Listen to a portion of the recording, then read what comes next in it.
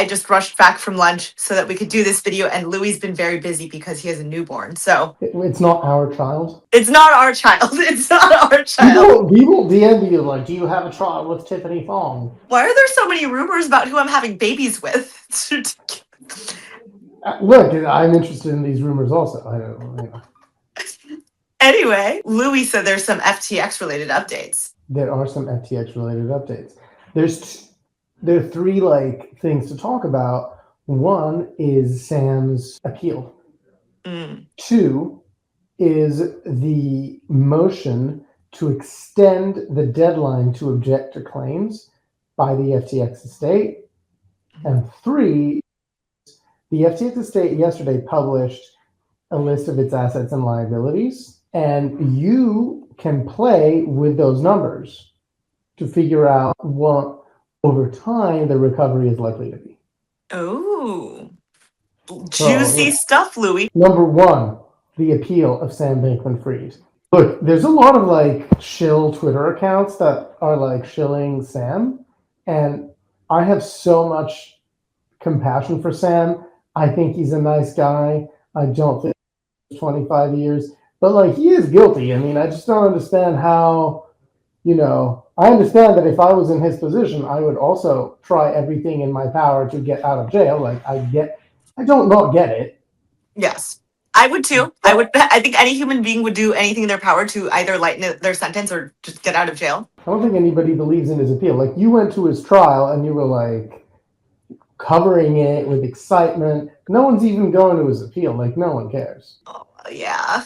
Yeah, maybe I should have gone to his appeal, show some support. Damn. The audio is pretty entertaining. Oh, there's audio of it? Yeah. Wait, how have I not listened to this, Louis? You need to send this to me later, but since you've listened, you can tell me about the audio. Every time I've been into court, they didn't allow any sort of recording devices, so I didn't know there was audio this time. There's audio. Okay. And I've listened to most of it. The opening of the audio is hilarious.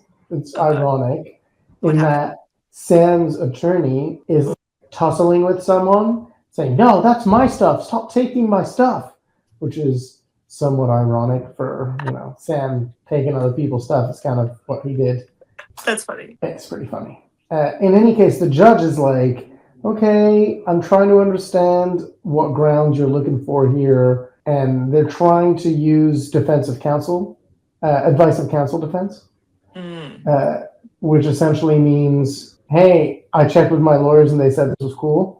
Mm-hmm. My lawyer signed off on this, so I'm not technically, I shouldn't really be liable. He wanted to use this argument during his trial, but Judge Lewis Kaplan prevented him from using this argument. It's not even a good argument because the lawyers weren't really there and they didn't really know about this. So essentially the judge is like, I don't understand what you're trying to say here. And then they're trying to say, look, everybody's been made whole, which is not true, by the way. And it's a poor argument generally. It's not like, hey, I stole your money. I played with the lottery with it. I won. It's all good. Even the argument that customers were made whole is not technically correct because they technically are at 100%, but it's based on the value of claim prices dollarized. And we're not even at 100% yet. Are you not yet? Okay, what are you at now? 80 something, 82, 82. Okay. So even based on claim value at petition date, customers are still not made whole yet. No. Yeah. So, I don't buy it. Good luck, Sam. I wish you the best. I personally don't think he should be in prison for 25 years. That's a really long time. Some pedophiles don't even get 25 years. What did Epstein even get? I feel like Epstein didn't even get 25.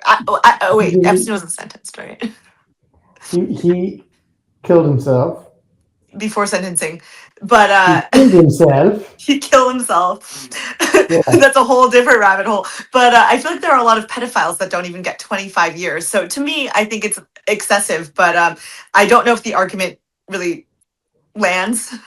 But it's like, you're still guilty of the crime. Good job putting the money into great investments. You did a good job. I would like investing tips from SBF. But yeah, don't know if it absolves you of the fact that it was a little crimey. It was a little illegal. Seemingly. It was very fucking crimey. Yeah. That is a word coined on this podcast, by the way. You made this word crimey on this. Whatever this is. It works well. I love it. So is that the extent of it? Essentially, the judge wasn't buying the argument. Well, we don't have like a conclusion yet, but like it's not looking so good. Okay, just from the postings and the articles I've seen, it didn't seem that it didn't seem that his arguments were landing well with the judge. But I gotta It's listen to not the looking audio. so. Yes. Next on the list, the FTX bankruptcy has applied for a motion to extend the deadline to object to claims by a year. And what that means for you, if your claim hasn't met, is that they have another year to object to your claim. Oh wow. And essentially, it means that the estate has 1 year to object to your claim Mhm. or allow it. And at the end of that year, they can very well apply for another year extension. The judge can unilaterally grant it. Like there's Oh my no god. voting or whatever. And a lot of people are objecting to it. Good for them for like trying. As usual, my predictions are always that. However, the grounds on which they're applying for this is somewhat standard. So it would not be completely unexpected if they got that through. I can see one of my software engineers is in the back of the. Well, You guys are in a Tiffany Fogg video. Great. Thousands of viewers. wow, they're gonna be famous. Yeah. So in layman's terms, for the average creditor, what does this mean for them? Should the average creditor be concerned about the fact that their claim could be objected to for an extra year? In what scenario would they object to your claim? Well, anybody that hasn't that what it means in layman's terms for the average creditor that hasn't had his claim allowed yet is that your claim can live in limbo for another year and maybe another year after that. And you're not getting paid any extra compensation or anything like that for this. Mm-hmm. There's no difference in your payout. It's just you're just not getting it. Yeah. Okay. Which is Well, fucking annoying for a lot that's of people. concerning. I assume that 100%. you're still purchasing claims. You'd purchase one of these Yeah. claims? We purchase these claims all the time. Well, if this happens to you, then you're welcome to sell your claim if you want to get out of this mess and not wait around to see Yeah. what happens with your claim. So if you want to sell me your claim, like go for it. If you just want to reach out in my DMs and chat about FTX, I'm also like very available. Louis is There's just very not that much friendly. volume at the moment in FTX, so I'm a bit twiddling my FTX thumbs. Yeah, that makes sense. Well, if you haven't sold your claim and you're still waiting for a payout and your claim may or does get objected to, an uh, an option out of this mess to get immediate liquidity is to sell your claim. Louis does purchase claims. I'm never going to tell anyone exactly what to do with their money, but I'm just presenting this to you as an option if you don't want to keep following this and remain frustrated for a year or more. Yes, I think it's going to be long. Anyway, just like look, I think creditors are fighting their corner more than they were before, which is a good sign. Like this is good for the case in general, and as one of the largest creditors in the case, like I'm pretty pumped about that. To finish about that, like a lot of Chinese creditors have objected to this in particular because they rightfully have figured out that this concerns them very much. The way the judge framed it, she's probably going to allow this extension, and Chinese creditors are going to live in limbo until of the extension, if a second one isn't in the books. So no more clarity on Chinese creditors payouts since last video. Yeah, it is going to be like this scenario of she explicitly said the claim resolution process is in its. I want to deal with this at the end of the case, which might be good for Chinese creditors at the end of the case, but that is a long ways away. It is the 3-year anniversary. Wow, has it been 3 years since FTX filed for Chapter 11? Yeah, dude. Wow, that's It's crazy. November 19th right now. Damn, that means 2025. oh my god, that means I've started Twitter over 3 years ago. Wow, this has been like Wow. my entire career has sprung off of this. So, wow, I mean, shout out to Sam Bankman-Fried. Well, I guess yeah. It's definitely been activity. It's been a wild ride. definitely would have been better off without this shit, but hey, given where Bitcoin is today. This is true. Let's go to the last point, which is I'm going to share this file. This is a quarterly report, and they presumably next quarter, at the end of the quarter, so probably February, March, you're going to see an annual report, which I'm hoping will have more detail. What is the list of assets and the list of liabilities? Now, I can show you my little like quick Excel just so you understand how the liabilities really works, because it's not a like 8.5 minus 16 situation like they're doing. Of course, that's real, but really there's a waterfall. And so it's more or less listed in the right order here of who gets the money first. But you have to see it as like the preferred equity interests are like completely last. The governmental claims, 4 billion of that actually goes back as part of the CFTC settlement to customers. And there's mentioned here, but 25% of every dollar that goes into that goes to the IRS as taxes. So it does add money. What matters is the valuation of venture investments. The digital assets are marked at FMV as of the end of the quarter, fair market value. Oh. Okay. So like Sam coins are valued at 0, and everything else is like a reasonably well done valuation. So there's no upside in the 975 million. There's definitely, I mean, there could be if there's like a big crypto bull market or whatever. Cash and cash equivalents, that's earning interest, and rates are going down right now. We're hoping that some of this cash is going to pay down for fees. That the interest on the cash is going to pay for some of the fees and the wind down reserve, which is another word for fees. That's a lot of fees, by the way. Yeah, I bet. Like, you know, venture investments is where I would like the most transparency.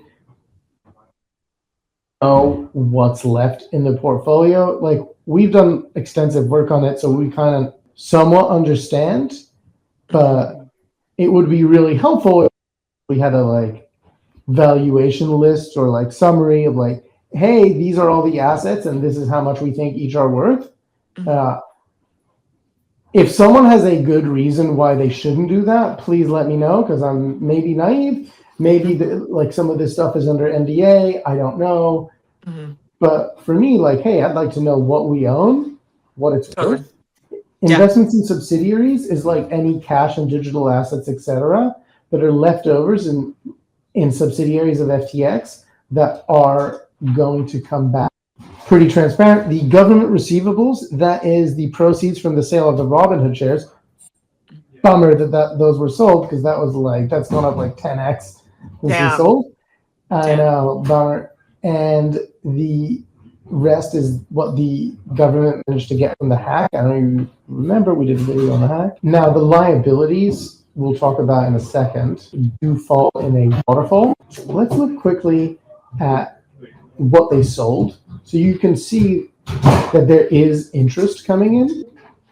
So they got $58 million of interest, which is going to cover some fees over time, right? But interest rates are going down, and we're distributing the cash. Receipts from digital assets, they are selling crypto, and they are selling VC investments. We don't really know what exactly what they're selling. It doesn't say. I think it does say in the monthly operating reports if we ever get, but I don't think so. It would be good to know, like, hey, what have you monetized exactly? Like, what is any of this worth? You can like basically work out a lot of Excel work out of these numbers, and try and get your best guess as to what the going to be. Anybody can do that. I have to leave in a second, unfortunately, Okay. so I That's won't okay. have time to like do a full waterfall for Oh. people. But basically, what's important to know is that all of this is not equal, Uh-huh. and what matters the most to your recovery is what is left over in the VC investment portfolio, which I don't really, and how much is this disputed claims reserve going to come down? Basically, as it stands, if this does not come down substantially, the recovery is going to be not very high. Damn. So do you think it'll be less potentially than like what was initially projected? No, I doubt that. Without this coming down, though, it will be less than projected. Jesus. Well, that's scary. I think that's overblowing it because I do think there's like a bunch of like random ass claim, including the 3AC claim, which is like totally, speculative. Like it's not going to happen. Mm-hmm. So you could definitely beat this number down. Mm-hmm. And look, with time, this venture portfolio has been really good. I think you could see this number come up. The maximum recovery is 173. That for me has not changed. Is that your estimate or was it capped by the court? Capped. Okay. That is still my estimate because it does depend a little bit on how many claims get allowed, disallowed. But I haven't met any serious person with Excel skills who disagrees with me. People do disagree with me on the total recovery. I'm optimistic. I think if this ends up being pretty good, I think the total disputed claims come down, but I think it'll take a long, long time to get to like above the projected recovery. Then what is your current estimate if you had to shoot a number out? 157. That's pretty good. I mean, it's certainly still not really whole compared to. Hell no, dude. Hell no. Like if you had 10 BTC, Mm-hmm. well, I guess BTC is down a lot right now, but look, I mean, maybe 3 days BTC is going to be at 50K, and like maybe you'll be getting closer. true. This is true. This is true. But yeah, it's certainly, currently it's still not really being whole, even though I'm sure Sam thinks the numbers look great for him, and I know he's probably using that in his Pray for Sam. Yeah. I have to run. I'm being gestured that I have to Yes. go. Okay, you go. Good to talk to you. Let's talk again soon. Yeah. Have a nice day. Good kiss. Say hello to your Ciao. friends. Bye. Yeah.